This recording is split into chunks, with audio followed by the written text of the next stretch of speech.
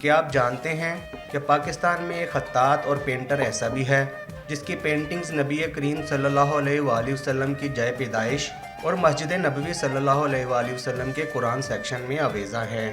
یہ سعادت صرف ایک پینٹر کے لیے نہیں ہے بلکہ پورے پاکستان کے لیے ہے۔ یہ گوہر نایاب محمد طفیل ہیں جن کی تخلیق کردہ تصویروں کو نبی کریم صلی اللہ علیہ وآلہ وسلم کے جائے پیدائش اور مسجد نبوی کے قرآن سیکشن میں جگہ ملی ہے۔ ان کا تعلق پنجاب کے شہر گجرات سے ہے اور ان کی تخلیق کا محور اسلامی کیلیگرافی اور پینٹنگ ہے۔ محمد طفیل نے پینٹنگ کا کام نہیں کیا بلکہ ہر وقت اپنے رب کا ذکر کیا ہے۔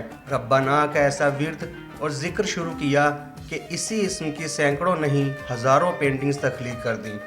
ربنا جو ہے میرا پروردگار ہے، میرا پروردگار رحمان ہے، رحیم ہے، ستار ہے، غفار ہے، غفور و رحیم ہے۔ ربنا جو ہے میں نے اتنا لکھا کہ میری روح میں اتر گیا۔ ربنا میرا ایک سبجیکٹ ہے، اللہ تعالیٰ کا بہت بڑا اسم ہے جس پہ میں کام کر رہا ہوں اور لات داد پینٹنگ میں کر چکا ہوں۔ محمد طفیل اپنی پینٹنگز کے ذریعے اپنے رب کا ذکر کرتے رہے اور رب دو جہاں انہیں نوازتا ہی چلا گیا اور اپنے اس بندے کی پینٹنگز کو اپنے محبوب کے لیے چن لیا۔ یہ مقام بھی کسی کو ہی نصیب میں ملتا ہے۔ اللہ تعالیٰ کے فضل و کرم سے 2007 میں نے ایک سورہ رحمان لکھی جو نبی کریم صلی اللہ علیہ وسلم کی جائے پیدائش میں آویزاں کی گئی۔ اس کے بعد 2008 میں نے درود پاک لکھا سونے کے اوراق کے ساتھ، وہ مسجد نبوی کے قرآن سیکشن میں آویزاں کیا گیا ہے۔ گجرات کے تخلیق کار محمد طفیل نے نہ صرف پاکستان بلکہ امریکہ، کینیڈا جیسے بڑے ممالک میں منعقد ہونے والے خطاطی کے مقابلوں میں بھی حصہ لیا اور سب کو اپنے جادوئی فن سے اپنا گرویدہ کر لیا۔ ان کے ہاتھوں سے کینوس پر اترنے والے رنگ جب لفظوں اور پینٹنگز میں تبدیل ہوتے ہیں تو دیکھنے والے دیکھتے ہی رہ جاتے ہیں۔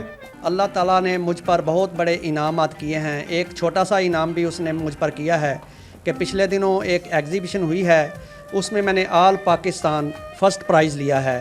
ربنا کے حوالے سے میں نے پینٹنگ کی ہوئی تھی۔ محمد طفیل کا سفر جاری ہے، ساری زندگی رنگوں سے سیکھتے اور کھیلتے گزار دی۔ اب انہیں ایک اور فکر ہے، اب یہ اپنا فن نئی نسل کو منتقل کرنا چاہتے ہیں، اس لیے اب یہ بچوں کو کیلیگرافی اور پینٹنگ سکھانے کا کام بھی کر رہے ہیں اور اس کام میں مدد کے لیے وہ حکومت پاکستان سے اپیل کرتے دکھائی دیتے ہیں کہ اسلامی کیلیگرافی کو اسکولوں کی سطح پر مضمون کی طرح پڑھایا جائے۔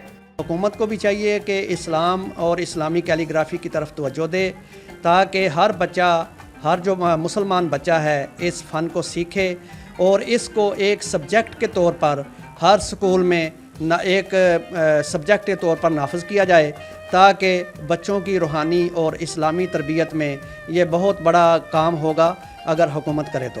یہ وطن مقروض ہے ان تمام گمنام ہیروز کا جنہوں نے پاکستان کا نام دنیا بھر میں روشن کیا، بدلے میں نہ دولت کی تمنا اور نہ ہی شہرت کی بھوک۔